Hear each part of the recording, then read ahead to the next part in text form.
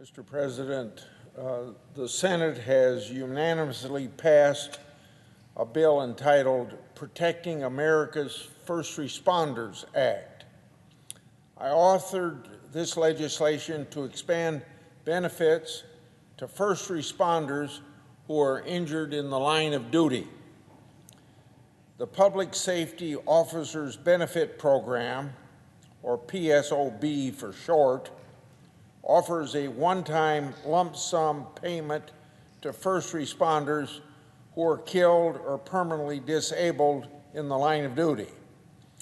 I think that legislation has been on the books since the 1970s. I started investigating this program when I heard about complaints about long delays in processing payments. Those delays reached up to 3 years on average. And it's just not understandable why it should take 3 years for somebody who's killed in the line of duty to decide if the family should have help from that program. Now, we fixed that particular issue with my 2017 bill entitled the Public Officers Benefit Improvement Act. However, my investigation uncovered a lot of other problems with that program, now 50 years old. The Justice Department was denying payments to folks that should have received those payments. In one case, a disabled police officer suffered traumatic brain injury. The department said that he wasn't disabled because he held a part-time position at Home Depot as a greeter. In another case, again, a police officer with brain injury was denied the benefit. Why? Because the officer tinkered around with motorcycles in his garage. Now, it would take this officer months to do simple things that would otherwise taken him just days. Since the department said that he wasn't disabled,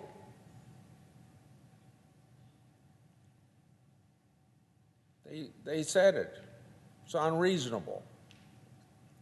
But my bill that I described to you, that has now passed the Senate recently, will correct this problem. This legislation clarifies that first responders who are totally and permanently disabled but can still perform some very simple tasks can still get benefits. It adds a fair boost in payments to first responders who've waited years for these benefits. It provides the Justice Department with more tools so that it can process claims more quickly.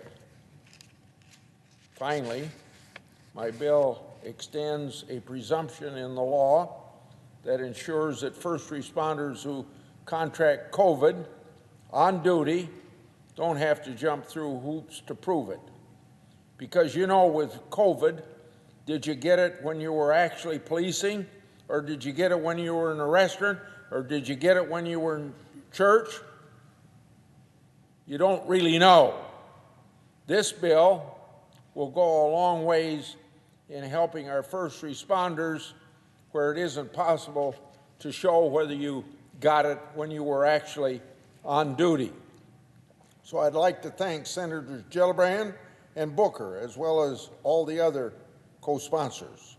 I also want to thank our House counterpart, specifically Congressman Pascrell and his staff, who led the effort to pass the bill in the House of Representatives.